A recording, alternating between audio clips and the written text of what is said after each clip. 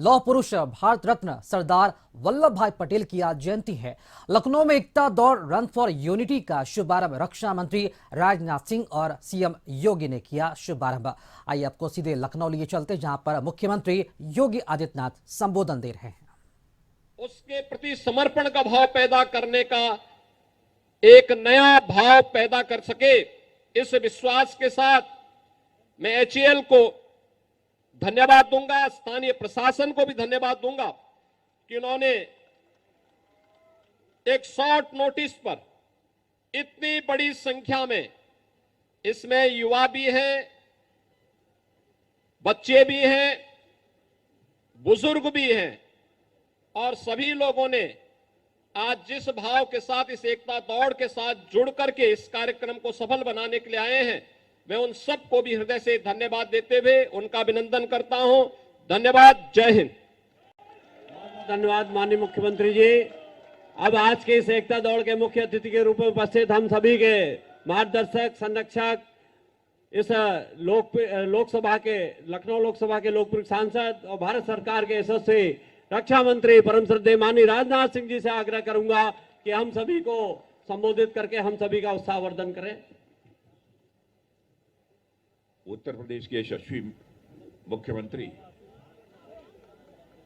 आदरणीय योगी आदित्यनाथ जी, मंच पर उपस्थित हमारे उप मुख्यमंत्री द्वय श्री केशव प्रसाद जी मौर्य, श्री ब्रजेश जी पाठक और भारत सरकार के राज्य मंत्री श्री कौशल किशोर जी, मंच पर उपस्थित अन्य सभी मंत्रीगण, एचएएल के जनरल मैनेजर और दूसरे सारे ऑफिशियल्स और यहां मौजूद मेरे साथियों, जैसा हमारे मुख्यमंत्री जी ने आपको बतलाया कि हम सभी देश के प्रथम गृह मंत्री की जयंती के अवसर पर यहां रन फॉर यूनिटी के कार्यक्रम के लिए उपस्थित हुए हैं।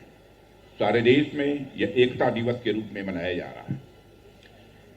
आज के दिन जहां हम उनको याद कर रहे हैं और अपनी श्रद्धांजलि अर्पित कर रहे हैं, वहीं पर हमें उन सभी स्वतंत्रता सेनानियों और नेताओं का भी स्मरण करना चाहिए जिन्होंने कि भारत को आजाद कराने में और स्वतंत्र भारत के निर्माण में अपनी बहुत ही महत्वपूर्ण भूमिका का निर्वाह किया है।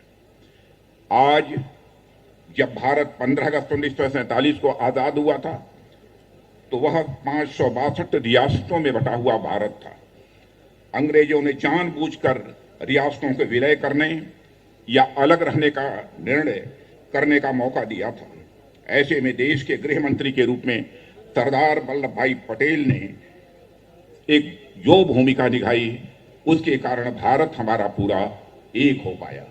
यह सरदार पटेल की दूरदर्शिता और उनकी कूटनीतिक एवं रणनीतिक क्षमता का ही परिणाम था कि भारत की एकता और अखंडता यह सुनिश्चित की जा सकी। आप सभी ने जूनागढ़ रियासत और निजाम शाही से जुड़ी घटनाओं के बारे में सुना होगा। सरदार पटेल ने इन दोनों रियासतों का भारत में विलय कराया। जम्मू कश्मीर के विलय का काम भी यदि सरदार पटेल को ही सौंपा गया होता तो संविधान की धारा 370 की समस्या किसी भी सूरत में सामने न आती और उसी समय समाप्त हो गई। कल्पना कीजिए यदि सरदार पटेल ने उस समय सूझबूझ और दृढ़ता का यह परिचय न दिया होता तो आज भारतवासियों को जूनागढ़ और हैदराबाद जाने के लिए वीजा और पासपोर्ट लेने की जरूरत पड़ती।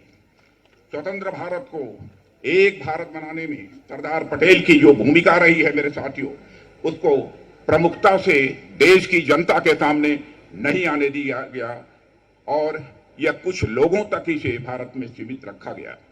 जबकि सरदार पटेल ने केवल एक भारत पर ही काम नहीं किया, बल्कि भारत को चलाने के लिए सिविल सर्विसेज जैसे स्टील फ्रेम का भी निर्माण यदि किसी ने किया है तो सरदार वल्लभ भाई पटेल ने किया है।